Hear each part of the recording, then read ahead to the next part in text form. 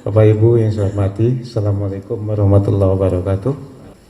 Nah, saya mencoba dulu karena bicara tentang perampasan aset, ada 3 klasifikasi aset yang kita kenal. Ada yang kita kategorikan everything, ada tangible dan intangible. Nah, Bapak Ibu yang saya hormati, negeri ini negeri yang kaya sekali.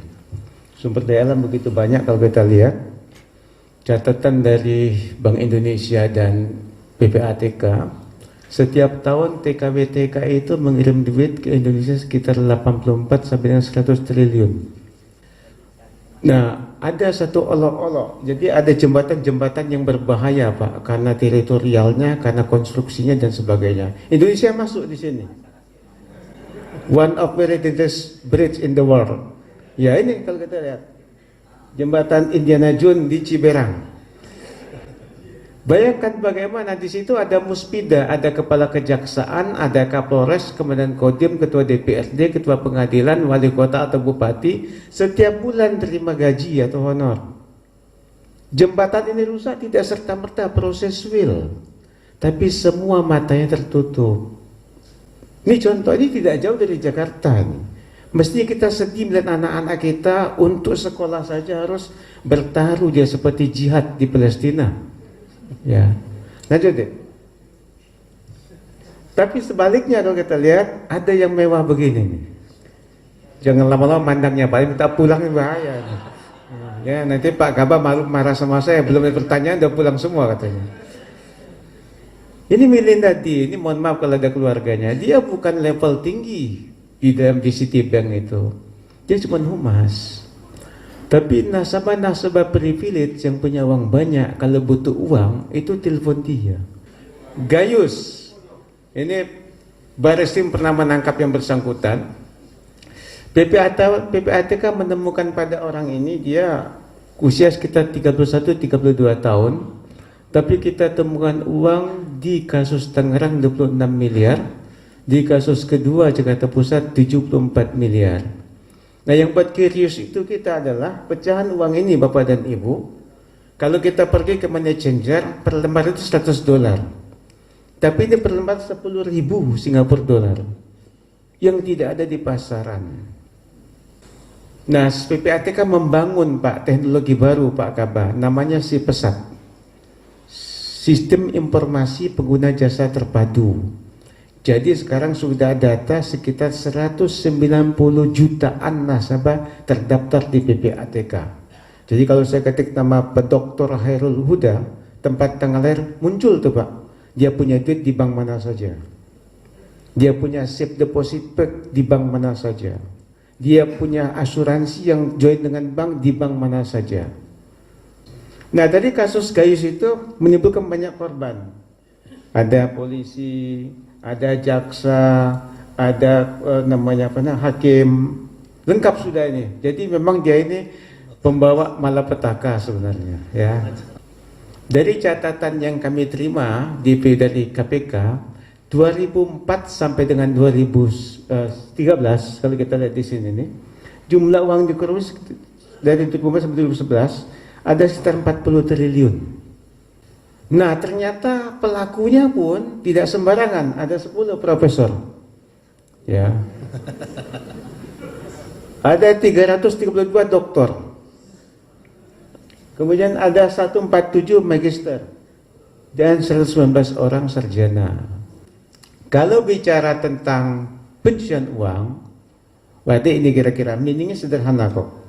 Jadi proses mengaburkan asal-usul uang yang tadinya itu haram menjadi seakan-akan bukan dari tempat yang haram. Cepat-cepat pindah, nanti minta pulang semua ini. Yang kedua, yang namanya hasil kejahatan itu titik terlemah. Gini, si A, si B ingin merampok bank, cari modus paling tanggi, alat yang paling modern, waktu yang paling tepat, sukses. Begitu dia taruh di bank lapor PPATK. Dia belikan mobil, karyawan wajib lapor pada PPATK. Dia pakai rumah, lapor, ketahuan akhirnya. Makanya suap-suap kasus, katakanlah ketua MK mantan itu, terbongkar semua itu. Pada saat berbuat nggak ada yang tahu Pak, tapi dengan kita telusuri dan asal usul hartanya pasti ketahuan. Nah, kami temukan seperti ini orang mencuci uang. Ini maaf kalau ada yang sama mukanya ya. Dia punya dua kekayaan, yang visible and invisible, yang kelihatan dan tidak kelihatan. Dua-duanya sah kekayaan ini. Biasanya di sini dia akan memasukkan harta kekayaan yang berasal dari kejahatan, illegal, crimes. Nah, bagaimana mencari tahu orang yang bertransaksi dengan nuansa cuci uang dengan yang tidak?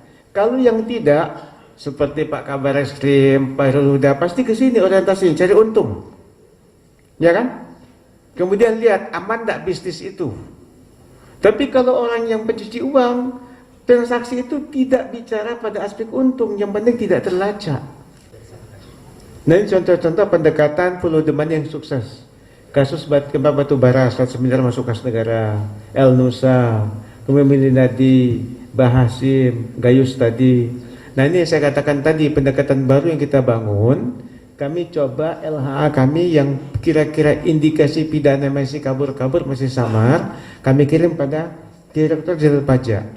Ternyata efektif Bapak dan Ibu. Dari 69 ini yang sudah didiskusi 33 hasilnya sebesar ini. Dari sebesar ini masuk kas negara, sebesar ini sisanya mencicil. Nah, sebab itu saya menyurat pada Bapak Presiden. Saya bilang mohon Bapak berkenan memerintahkan para penegak hukum, kalau penyelidikan LHA kami ternyata tidak cukup bukti, supaya resume dikirim pada PPATK dan pajak, kita impus dari segi pajaknya. Dan pajak nanti akan membuat bahwa ini berasal dari Bareskrim seperti itu, supaya ada manfaat dari segi penambahan anggaran nantinya. Pendekatan ini kami rasa efektif dan tidak bersentuhan dengan praktek waktu yang boros karena harus dan sebagainya. Lanjut ya. Ini contoh juga. Ya, sudah kenalkan orangnya kan? Namanya bagus, Muhammad Akil Mukhtar. Muhammad itu orang terpuji, Akil itu orang berakal, Mukhtar orang terpilih oleh KPK sayangnya. Semula dia cuma ditangkap gara-gara kasus Lebak di Gunung Mas sama di Lebak. Begitu PPATK masuk ke dalam, ketahuan semua. Nah, ini bukti secanggih apapun dia berbuat, sehebat apapun dia berbuat, begitu kita masuk dari proceed of crime atau kekayaannya akan terungkap. Pastilah. Lanjut. Ini juga ini, ya.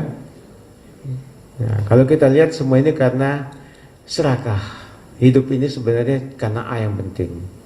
Kalau sudah punya istri satu jangan tambah dua, Pak. Satu aja nggak habis, ya.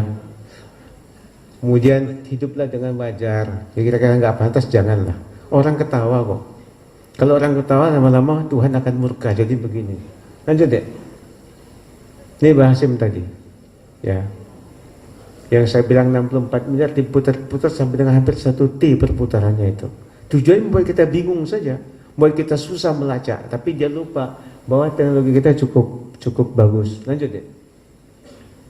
Nih contohnya, nih cara dia transaksi itu. Dia putar-putar saja.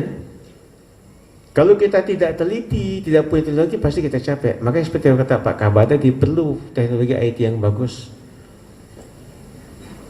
Oke, lanjut deh. Saya kira itu saja Bapak dan Ibu saya hormatin. Kan saya sudah ingatkan sama Pak Moderator. Terima kasih banyak. Assalamualaikum warahmatullahi wabarakatuh.